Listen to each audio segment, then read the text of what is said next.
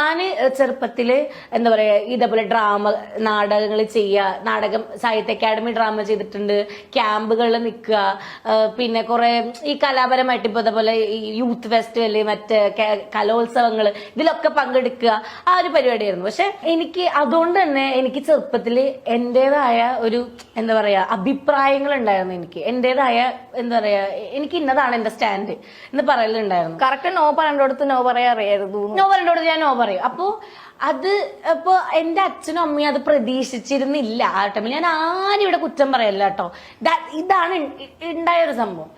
അപ്പോ ആ ടൈമില് ഇപ്പം എന്റെ അമ്മയും എന്റെ അച്ഛനും അവരൊരു ഐഡിയോളജിയിലായിരിക്കും അവര് വളരുണ്ടാവുക. അപ്പൊ അവർക്ക് ഒബ്വിയസ്ലി അവരുടെ കുട്ടി ഇങ്ങനെ വളരണം എന്ന് അവർക്ക് ആഗ്രഹം ഉണ്ടാവും. അവരോട് ഞാനൊന്നും തെറ്റ് പറയല്ല.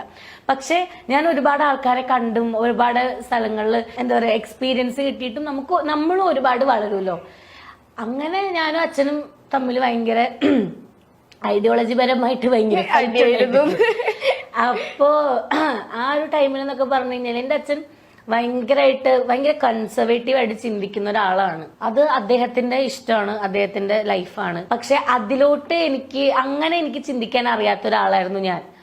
അപ്പോ കുറെ ഒരു ലൈഫിന്റെ കുറച്ച് ഭാഗങ്ങളൊക്കെ എത്തിയപ്പം കുറച്ച് ഫിസിക്കലായിട്ട് അച്ഛൻ അടിക്കേണ്ട പ്രശ്നങ്ങളൊക്കെ വന്നു.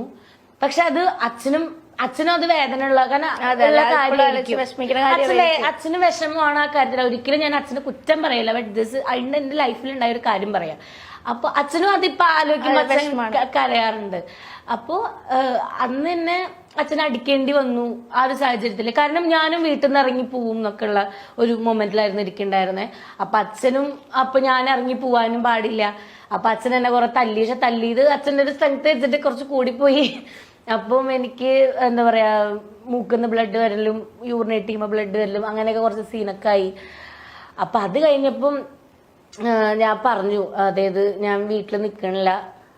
ഇതൊക്കെ കണ്ടതെന്ന് സാക്ഷിയായ ഒരു വ്യക്തിയാണ് എന്നോട്. ഇതൊക്കെ ഉണ്ടാവാൻ ചെറിയൊരു ഭാഗം കൂടിയാണ് ഞാൻ പറഞ്ഞില്ല അങ്ങനെ പാരായിരുന്നു. അപ്പോ എന്താ പറയാ ഞാന് അങ്ങനെ വീട്ടിൽ നിന്ന് മാറി നിൽക്കുകയാണ് ഞാൻ ചെയ്തത്. ഞാൻ എന്നിട്ട് എന്റെ അമ്മയുടെ വീട്ടിലേക്ക് മാറി. പക്ഷെ അമ്മയുടെ വീട്ടിലേക്ക് മാറിയപ്പോഴും പക്ഷെ ഇതിന്റെ ഇടയിലൊക്കെ അമ്മയ്ക്ക് ഭയങ്കര വിഷമം ഉണ്ടായിരുന്നു. കാരണം അച്ഛന് കുറച്ച് ദേഷ്യം കൂടുതലാണ്. ബട്ട് അച്ഛന് ഇഷ്ടമുണ്ട്. അപ്പം ഞാൻ അച്ഛന്റെ സ്വഭാവം പറയാം. എല്ലാരും പറയും എനിക്കും പെട്ടെന്ന് എന്തെങ്കിലും കാര്യത്തില് ദേഷ്യം വരും.